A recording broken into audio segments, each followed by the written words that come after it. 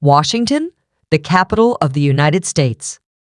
The crime has become a real epidemic. Gangs take control of the drug and leave corpses on their way. Metropolitan Police Service is overloaded when the number of homicides exceeds 400 in a year. Before the police can stop this wave of violence, they will become the target of the murderers. A cop killer is at work, and the police will have to call the FBI to try to stop him. On January 10, 1995, in a restaurant in Northwest Washington, police officer Vance Warren, who was also a part-time security guard, took his lunch break. It had become a common practice for companies to hire policemen as security guards when there was no service. The clients and employees felt more secure. The person in the restaurant is living the silhouette hidden in the shade. And blow up the police's cloud. This guy was looking for the shooter in the dark, then he called for reinforcements. He didn't know where the shots were coming from and if the shooter was still there, ready to fire again. The police were rushed to the scene. When they arrived, they found no trace of the shooter. It didn't seem like there was a chance of a gang fight. The shooter apparently had only one objective: kill the security guard. Following the testimonies of the clients, the police deduced that he was alone. The team of judges has collected 2 caliber .22 projectiles inside the restaurant, but no dents. Agent Vince Warren will feel only a few light injuries, but some of his colleagues will not have his chance. On January 17, police officer Eric Hayes was on board a police car in a few blocks from the White House.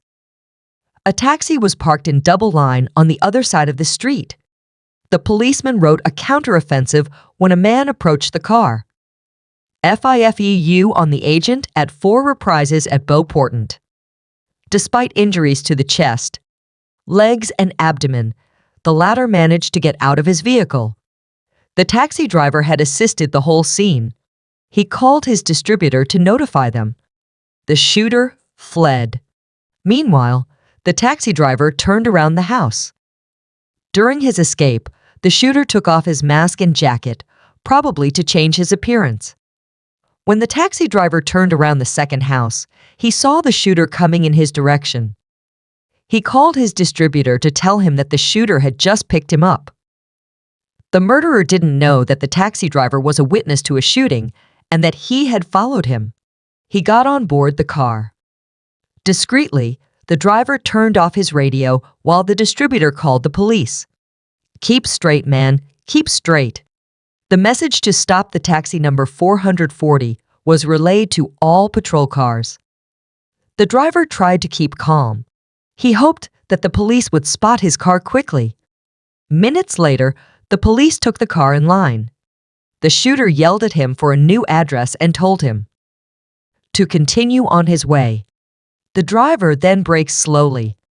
The motorcyclist threw his gun at the fire and fled. He starts to chase the cops, the last to collect his weapon and find 6 projectile shells. Experts were rushed to the site to pick up the clues in the sector. On the crime scene, Agent Ace was fighting for his life. The doctors lopped him to the emergency room and removed 4 projectiles from the .32 caliber. A police officer called an expert team to perform the index collection.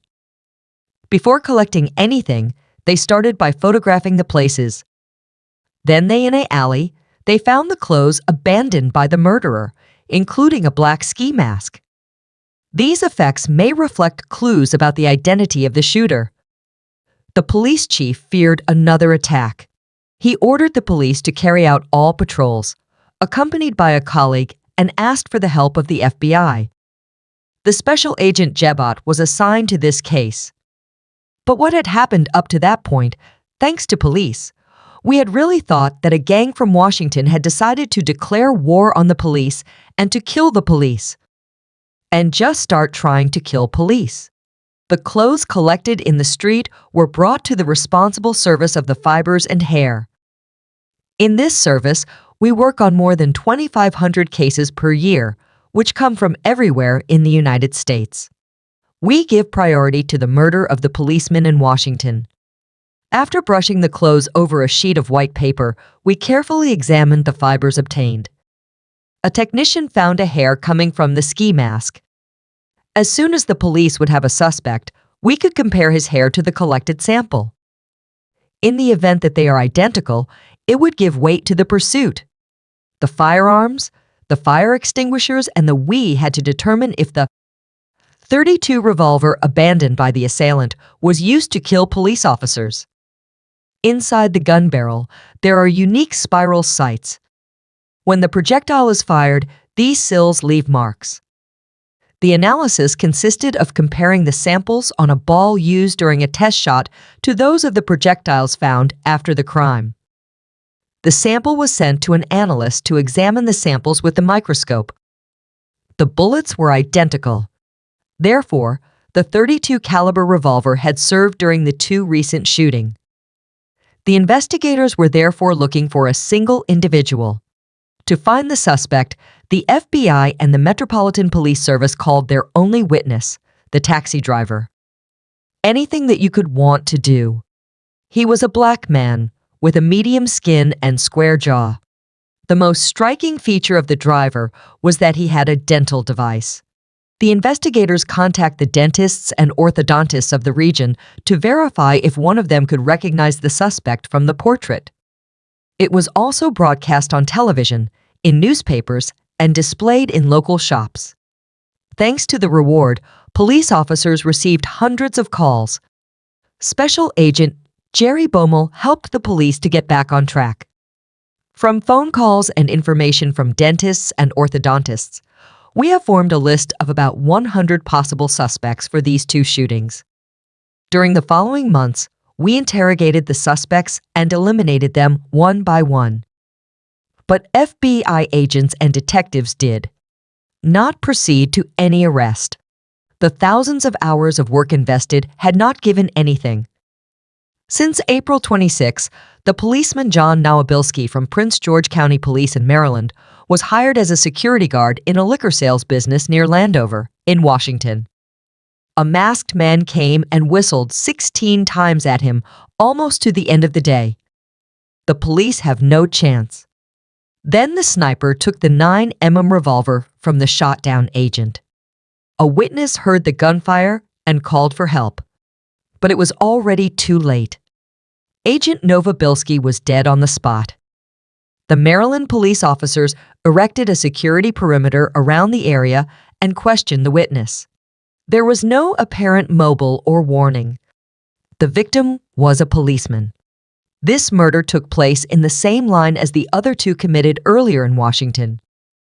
There was a lot of resemblance between the murder of Sergeant John Nowabilski and the attempted murder of our two policemen here in Washington. In each of these cases, an individual approached a policeman sitting down. Without any provocations, he fired and killed the policeman. 5 months had passed since the first case. The agents had not yet found a suspect. Now this individual was wanted for murder. Washington police officers, accompanied by FBI agents, were searching the streets for a shooter who had injured 2 of their colleagues. While they were searching, Maryland police was arresting one of its agents. There was no clue to link the suspect to the one who had attacked 2 Washington police officers. Special Agent J. Abbott believed that the Washington assailant was still free and that he could attack at any time. We thought this person was probably going to try to kill another police officer in Washington or in the surrounding. These real pods were concerned that we were able to follow up on any of the other leads during that time. On May 18, 1995, while investigators were still doing research in the American capital, a young woman from Maryland presented herself to a police officer from Prince George. Nadine McCrae was covered in bruises. She told the police officer she had been beaten by her friend. A friend was with her. She told the story of the sudden attack of Rolfe McLean. Agent Balmer remembers how badly the plaintiff was hurt after the attack. McLean tried to kill McCrae on the evening of the 17th. That's why she went to the police station on the 18th. He beat him until he lost consciousness, and then he was drugged. The Prince George's police officer issued an arrest warrant for McLean for attempted murder. He recommended to Nadine to undergo a full medical examination. As he was heading out, his friend begged him to tell the police why McLean had beaten him to death. But Nellie wasn't hesitant. She was afraid to say you came home. The evening of the release of the suspect's portrait robot, 3 months earlier, she was surprised to see McLean tear off the dental device he had in his mouth. He had questioned it, but McLean had told him to get out of his business.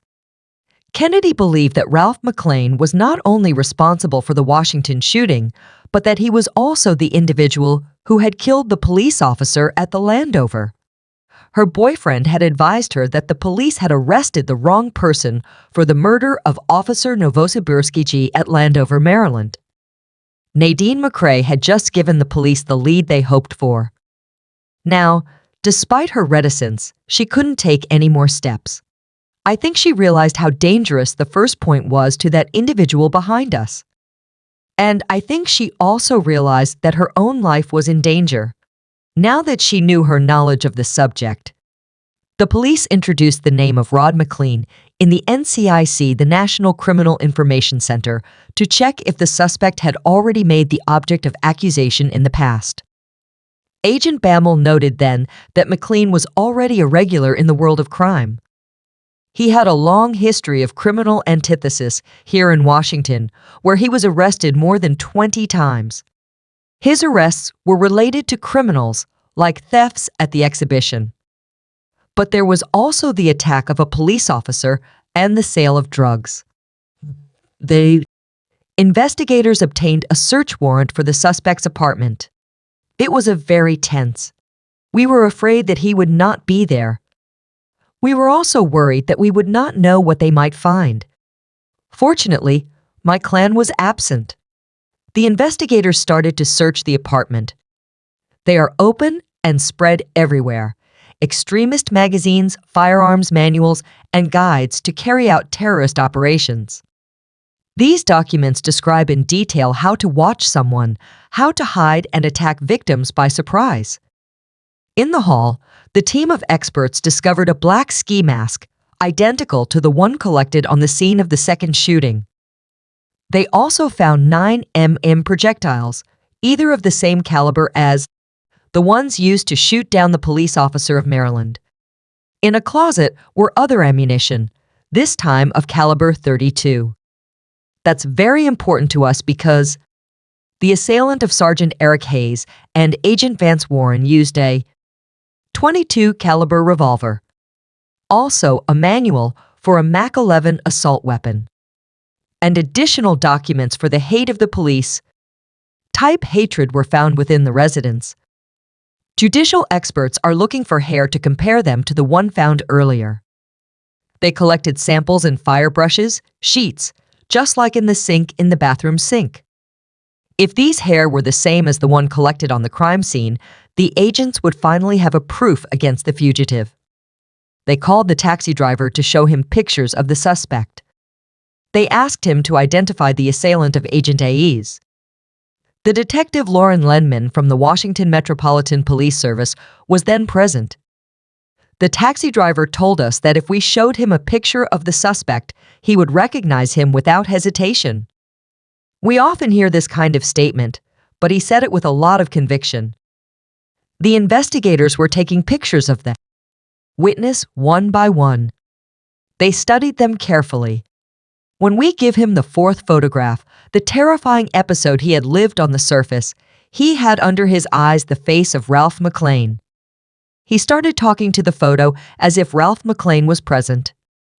It was the most convincing identification session I've ever seen. He even went so far as to scream. 2 witnesses now claimed that Ralph McLean was the cop killer. Science would serve as a third witness. At the FBI's lab, the experts found that the hair collected at McLean was the one from the shooting. Scene of Agent Ace. It was the required address to obtain the arrest warrant of Ralph McLean. We were then equipped with solid evidence. His friend had come to make a statement. We also had samples of his hair. We prepared a statement that we had signed under oath by a judge from the Supreme Court and thus obtained the mandate. The police then asked for help from Nadine. She was under constant surveillance of the police since McLean tried to kill her. She managed to reach him on her cell phone. He didn't know that the police were listening to the conversation. Thanks to this, Special Agent Jay Abbott and his team managed to track down McLean. At one point, he was in the Fredericksburg sector in Virginia, where we were about to arrest him. Unfortunately, he escaped us. Nadine spoke to the suspect during the 2 days that followed, which allowed authorities to learn that McLean had taken the direction of the south and that he was going to go to Florida. He did not give Nadine any details on where he was. Did he suspect that his friend was cooperating with the police? This last one taught the agents that McLean was following the news with a portable television. If the police wanted to arrest him, they had to take him by surprise and prevent his name from being mentioned in the media. This meant that we could not introduce the data concerning him in the National Information System to which journalists have access. This decision was going to cost them dearly. In the state of Caroline, a patrolman stops at McLean to speed up. The police officer asked him for his driving license and the car registration certificate. McLean showed him his license and told him that the other parts were in the trunk. The police officer, who only had a few weeks of work left before retirement, followed him to the back of the vehicle. McLean was full of his personal effects and released his certificate of registration. The policeman asked him to return to his vehicle while checking his file. He made sure that the car hadn't been stolen. The data he obtained indicated that the car belonged to Ralph McLean. He wrote the counteroffensive, then told him how to go to the city's Justice Palace to settle it. The policeman had a life of his own, but the authorities had missed the opportunity to capture the murderer. Washington. To do this, he should call Nadine Mikra again. He asked her to promise McLean that she would reconsider with him if he came back. He declared that he was interested in his offer, but he did not agree on the place and the time of the meeting she suggested. The investigators feared losing the required element of surprise. We were looking for a little bit of an edge. We were hoping to have a certain advantage over him, but it wasn't the case. The media found out about it. We broadcast his name and his photo, which really bothered us because it changed the situation considerably. It was necessary to hope that McLean hadn't seen this bulletin. During the weekend of the day of the memory, he finally called Nadine. He was ready to meet her. As FBI agents told him, Nadine suggested to Ralph that he meet in a mall in the north of Virginia, where agents could watch him at leisure without risk of being spotted. Ralph McLean agreed to meet him. The information was relayed to Washington's agents. Special Agent Al Buckley was told that he was the one who was entrusted with the task of proceeding with the arrest. He called the FBI SWAT unit, which had been on alert for a few days. When I heard that McLean was returning to the Virginia and Washington regions, I had the intuition that he was either going to kill Nadine or another police officer. The police and Washington's agents went to Tyson's Mall in Virginia. Their first task was to close the entire area. Once McLean arrives, he must avoid escaping. The team had several years of experience in their activity. It was just a simple routine operation. I've been involved in several arrests. We have meetings before we get into action. In general, during these meetings, we make a few jokes just to get rid of the tension. But I have to say that night, the situation was completely different. There was no noise. It was probably the only time in my career in the FBI that the silence was to be cut with a knife. The team made their plan and waited for McLean to arrive. At Prince George's police station, Dunedin contacted McLean. The informant relayed the information to the agents in service. Agent Buckley received a call. McLean had changed the meeting place. He wanted to meet Nadine in Maryland, about 40 km from the place where the SWAT unit was waiting for him. This sudden change of plan was worrying. It made him believe that he was probably being tricked. We began to believe that he was being tricked. And given those situations, that added to the sense of urgency even more. We weren't even sure if he would actually show up at the meeting point. He might have understood that there was a trap. He might begin to smell that there was a trap. Once near the place, the policemen turned off their traffic lights. They were constantly listening to their radio. A police officer was relaying the new information to the local police officers. He knew about the McLean project based on his conversations with Nadine. The police officers were at the mercy of his every move. After changing the meeting point a few times, the team learned that McLean had decided to meet Nadine at a gas station in front of the Beltway Mall. They did their best to cover the sector. The agents hoped to have enough time to do the job well. Once the sector under surveillance, they could only wait for McLean's arrival or his next phone call to Nadine. Detective Ledman took position in a field in front of the gas station. He thought that, despite his suspicions, McLean would make it. We didn't even know if he wanted to see her again. We had the intuition that he was trying to shoot her, to kill her. Why did he want to kill her?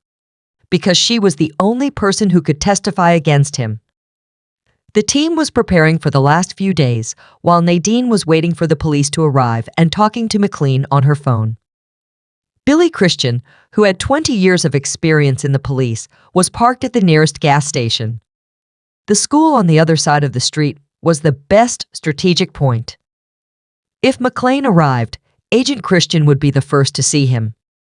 Other members of the team were waiting in the neighboring streets. They hoped to see McLean's car approaching the meeting point. The tension was increasing more and more.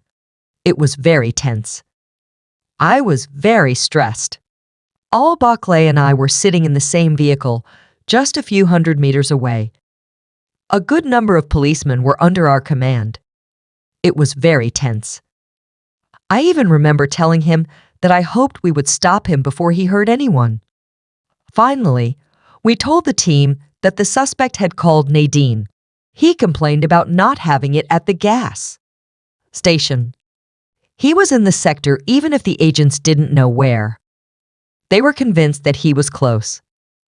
This particular child, hidden behind a small hill, Detective Ledman looked at the service station again, but McLean was nowhere to be seen. Looking to his right, he could see the car of Agent Christian. From his position, Christian also had a general view of the sector, but he could not see any trace of the fugitive. It was while a policeman, who was patrolling, was guarding behind Christian's car.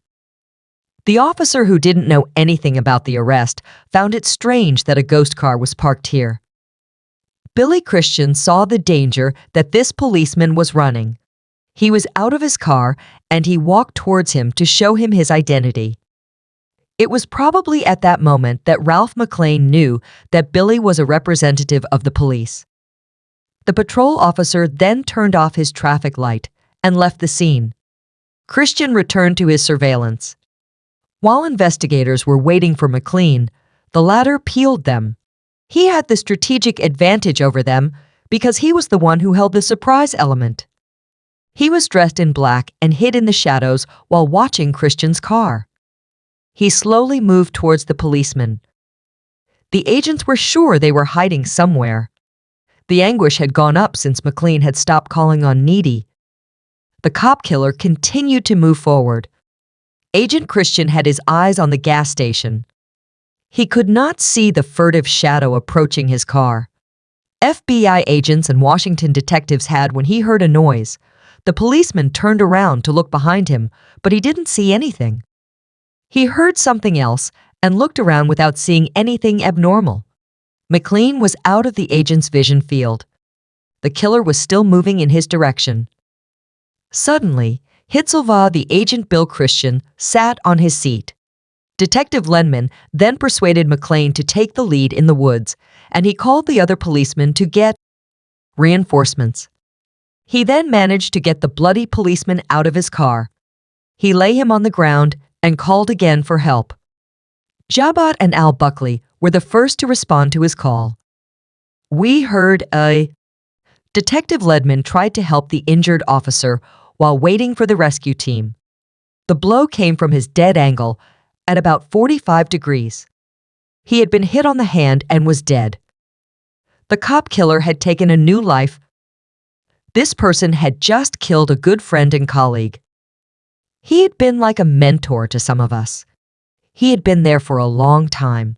He had 20 years of career in his career. And to have witnessed such a free crime was revolting. Units of various police services responded immediately to the call. A Prince George policeman arrived on the scene with a dog and began to follow the trail of McLean in the dark. I remember seeing the animal running towards Billy's car. He looked at it, sniffed the door, then turned around and tried to go towards the school. The police launched into the dark with the dog equipped with their semi-automatic revolver. They didn't know if they had been set up. We started our research in a wooded area. I turned on and off my flashlight constantly because I feared that McLean would take advantage of the light beam to target us. Darkness has the advantage of being a suspect. We went into the woods, and in the process, we discovered which side he was on. When I think about it today, it was probably a judgment error on our part. But in the middle of the operation, we were disturbed. The press team went to the next step. McLean had unfortunately had enough time to try to trap the police. As he ran away from the scene, shortly after killing Billy Christian, he found a way to call the emergency services to report that he saw an armed man running away from the car sector. It was an obvious attempt to play out what was going on in his pursuit and to try to get us in another direction.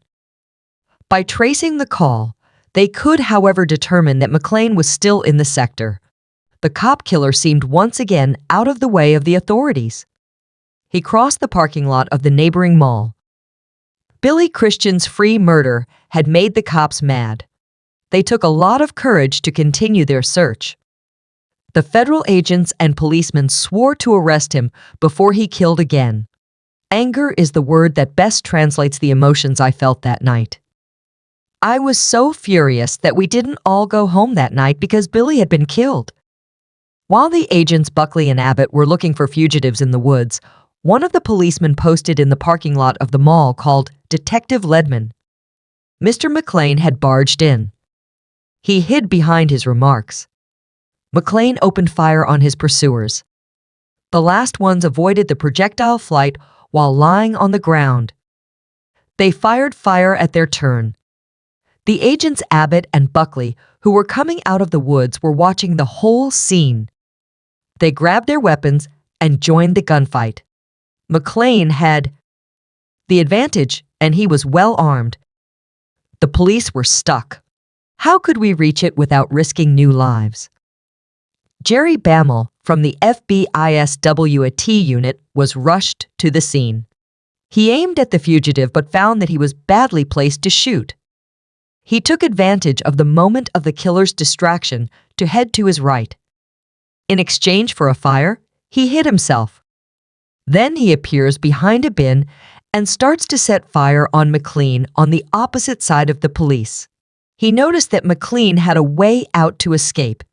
The loading station was finished by a madman guard, then by a wall about 3 meters high. I realized that McLean could easily cross this wall, then take the escape by the lower floor of the station where no agent was posted. Bammel cut his fabric to McLean by opening the fire in this direction. Now McLean received projectiles from 2 opposite directions. He turned around and shot towards Bammel. The postman. He's touching McLean. The men kept firing. McLean shot some more projectiles then. It was silence. I waited a moment and someone was calling out something like, "He's down." Bammel hesitated to move forward. He wanted to make sure it wasn't a trap. While the police were waiting in the parking lot, the gun ready to fire, Bammel went to the another agent advanced from the opposite side. It was then that a policeman in the shade shouted to them that he had seen the body move and that he was planning to shoot 2 other projectiles towards Meckley. As soon as he heard that, I yelled, "Don't shoot!" I was immediately concerned because we were in the middle of a crossfire situation. Fortunately, it was the end. McLean had ended his days with a 9mm revolver, the weapon he had taken from Agent Nowabilski a month earlier. The cop killer was finally dead, but the price to pay was very high. This individual, with only 1 bullet in his head, killed police officers. We will never know why, but it seems that this is what he decided to do at some point in his life. Agent Billy Christian had to retire when McLean beat him. He worked many times with Agent Bammel during his long career. Billy had been an FBI agent for 20 years. He was a sniper, a fireman, and one of the first members of the FBI's rescue team. He was also a full-time member of the Tactical Unit and Special Forces, in addition to the Washington SWAT unit. The names of agents were added to William Christian and Nowabilski on the commemorative plaque in honor of the policemen who fell in the exercise of their functions. My desk here at the FBI, I can see the monument. It's not a day without thinking of my friends. My friends, Sen. The sacrifice of these men is still alive. Every year, they are honored. There's a feeling. When you lose colleagues at work, it's as if you were losing a part of yourself. You will never forget them, and they will never be forgotten.